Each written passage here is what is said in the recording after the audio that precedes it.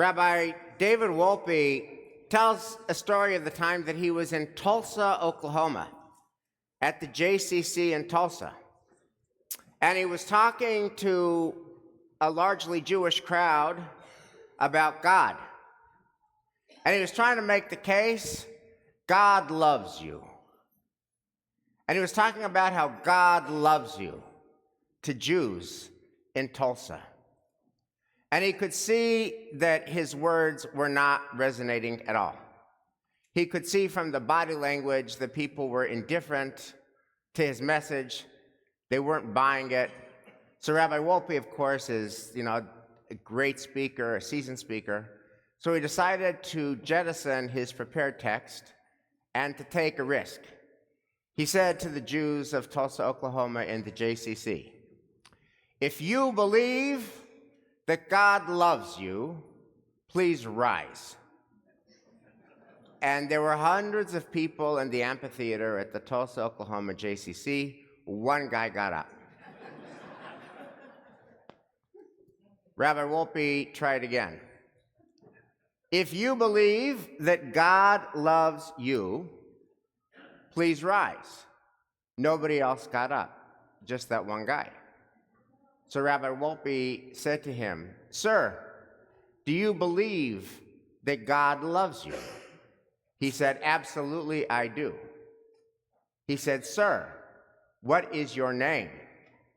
My name is Oral Roberts.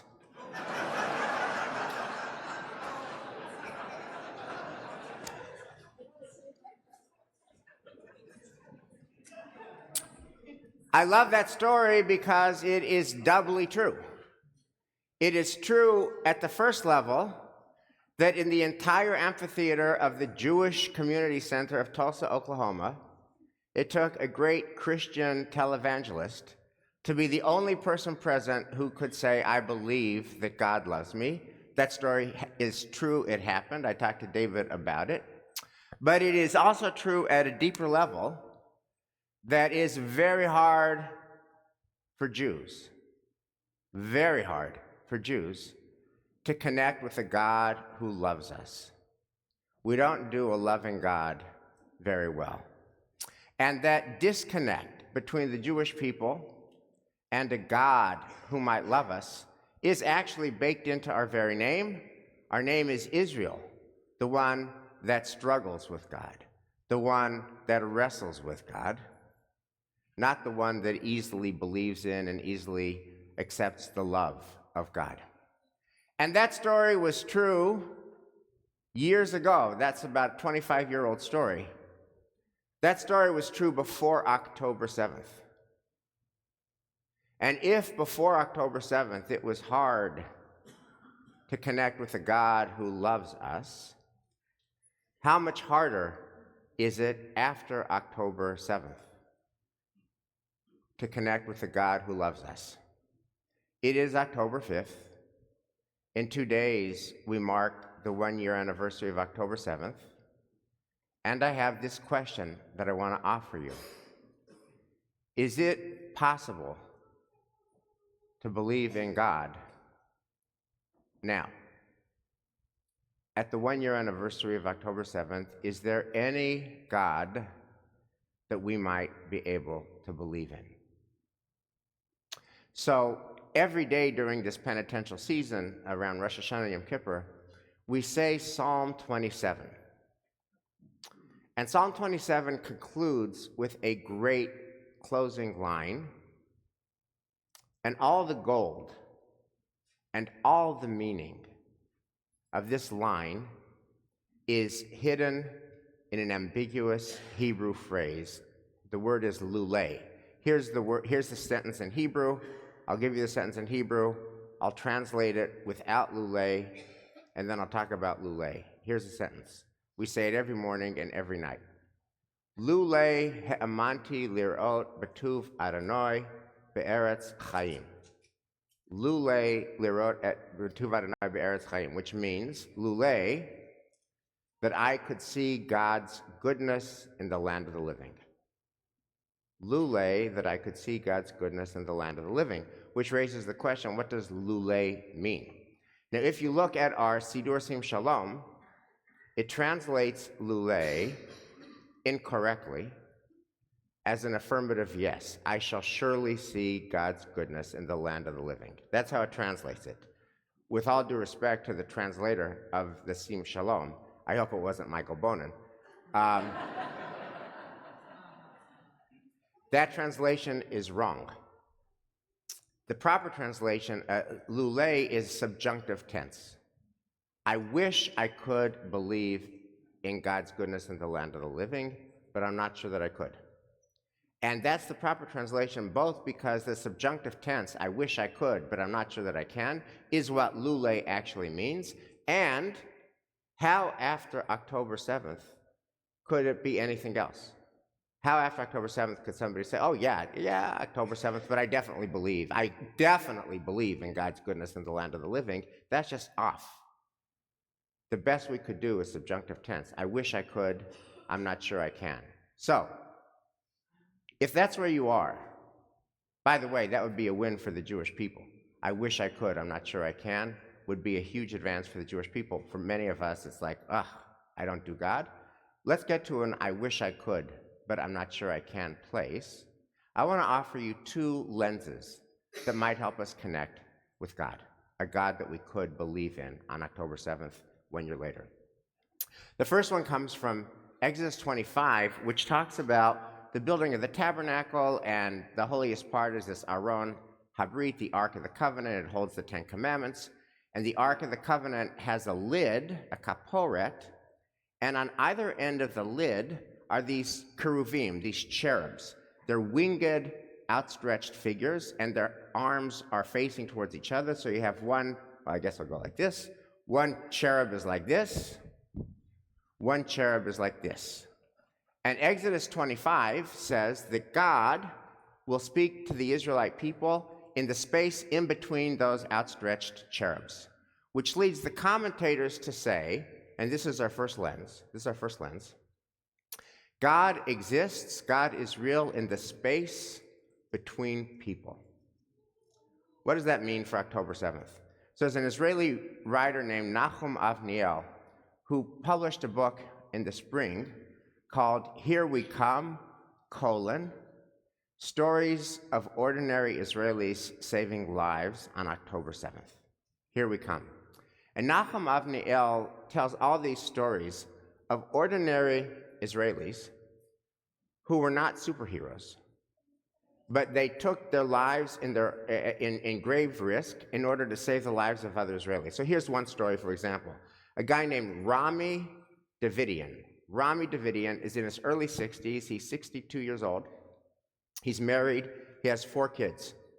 In his day job, he's a fuel distributor. And he lives in a moshav near the Gaza envelope, where all the killing took place. And he lived very near the Nova Music Festival. And on the morning of October 7th, what Rami Davidian did was he got in his truck and he started looking for terrified Israelis who were in hiding from Hamas. And he found them in ditches, and he found them in the forest, and he found them on trees. They were literally in trees climbing, or they were behind trees. And he would shout at them and implore, please come to me, I'm going to take you to safety. And he would gather all of these Israelis into his truck. Hamas terrorists were firing at him on the way there, on the way back, and he would drop off these Israelis to his home. And he has 4 adult kids, and he enlisted his 4 adult kids to be a first responder team. And they welcomed in these terrified, traumatized Israeli victims of Nova who survived, and supplied them with food and drink, and gave them their phone, call your parents, tell them you're okay, you're safe, you're out of harm's way. Rami Davidian saved 700 terrified, traumatized Israelis on the morning of October 7th. And the book by Nachum Avniel tells story after story. Now, that's amazing, obviously. But one could be forgiven for saying, that's amazing, obviously, but what does that have to do with God? The question on the table is there a God that we can believe in on October 7th and after October 7th? The fact that Rami Davidian heroically, like James Bond, but not in a movie, in real life, goes through whizzing bullets to save 700 people, that speaks to Rami Davidian. How does that speak to God? So, I want to share with you a beautiful teaching from Rabbi Harold Kushner, may he rest in peace, on Psalm 146. I just love this. For me personally, this has been transformational teaching of Rabbi Kushner. It works for me. I hope it might work for you. Here's what he says. Rabbi Kushner is interpreting Psalm 146, which says, you know the psalm. If you've ever been to Jewish worship, you know the psalm. God feeds the hungry. God shelters the homeless. God frees the captive. So Rabbi Kushner asked the question, really, does God really do that? And the obvious answer is no, of course God does not do that. Of course God does not do that. It's human beings who feed the hungry, and it is human beings who shelter the homeless, and it is human beings who redeem the captive. But Rabbi Kushner says, and this is his offering, it's what he calls predicate theology. By that he means read the sentence backwards. The actor, the subject, is a human being. When a human being feeds the hungry, we find God in that act of grace. When a human being shelters the homeless, we feel the presence of God. When a human being frees the captive, then we feel the presence of God. Predicate theology. God is what we feel when humans do beautiful things towards one another or are in the space between people. So here's one offering for God as we approach October 7th, that we and others act towards one another in beautiful, holy, and sacred ways, which would make people say, wow, God was there. That's Psalm 146, that we feed the hungry, shelter the homeless, free the hostage, or whatever that would be in our time, that we do beautiful things with Israel and for Israelis, and that God is present because of the beauty of what we do. That's one offering from Exodus 25. I want to give you the second offering. I want to frame it this way. We need a God for utter exhaustion. We need a God for utter depletion. We need a God for utter burnout. What happens when you are totally burnt out? What happens when you are totally toast? What happens when you've got nothing left, when your tank is empty? Is there a God for an empty tank? Harold Kushner again tells the following story. Such a powerful story.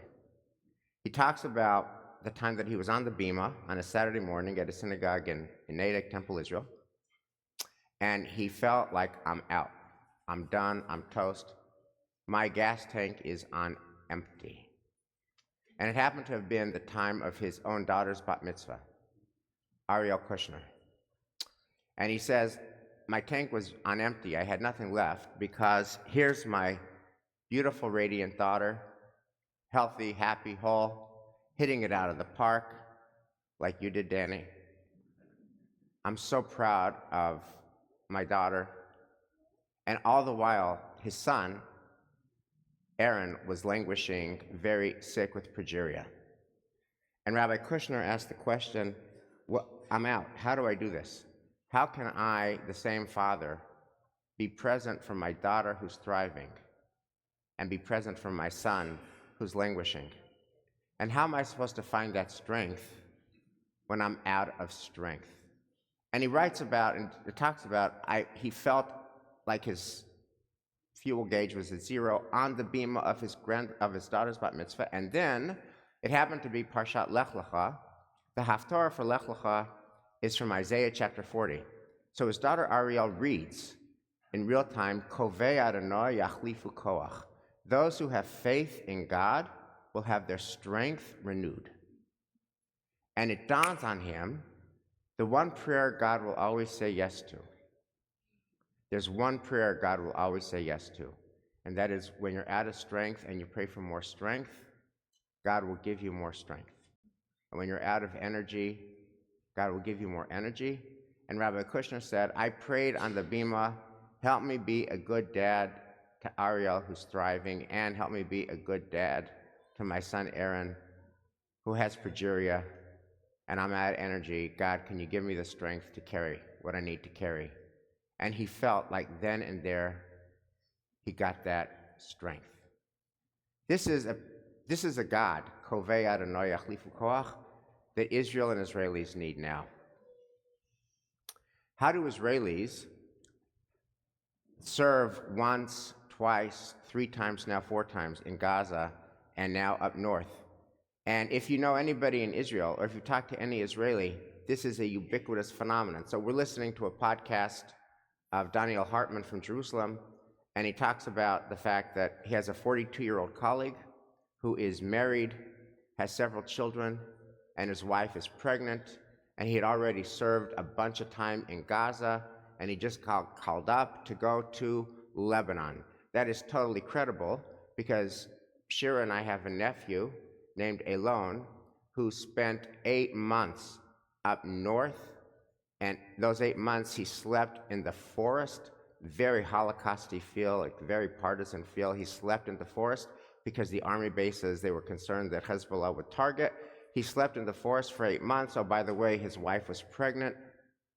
He gets home in July after 8 months. His wife delivers their son, Re'i. He has less than 2 months with his wife, Chani, our niece, Re'i, his newborn. He's loving being home with his family. He got called up. He is now, as we speak, in Lebanon to fight Hezbollah. And of course, we have that in our own congregation. Our member Shai, who has served 6 months already in Gaza on 2 tours of duty. He was here last Shabbos, and he told me after services, I just got called up. I'm going to fight in Lebanon. Shai is in Lebanon. How do Israelis deal with that? And so all we can offer is this prayer, Kovei Adonai Yachlifu Koach, that the collective prayer of the Jewish people will give Israelis who have done 2, 3, 4 tours of duty the strength and the courage and the energy they need to complete their mission, and that one day Israel will again be at peace and untroubled. So, where are we? We're 2 days away from the 1-year anniversary of October 7th. And what wisdom does our textual tradition have? It gives us a big subjunctive tense. I wish I could. Not sure I can. Lule ha'amanti liro b'tuv Adonai be'eretz chayim. I wish I could believe in God's goodness in the land of the living. So here's a couple of prayers. May we be open to God in the space between people, like Rami Davidian and the many ordinary people who saved lives. May we be open to God as a second wind. A second wind. When we're out of energy, God is that second wind that gives us the energy that we need. Because I can tell you one thing. October 7th is just so intense, and the 1-year anniversary is just so intense. Lule ha'amanti. If only we could believe in that God, that would be giving ourselves the strength we need to honor this day. Shabbat Shalom.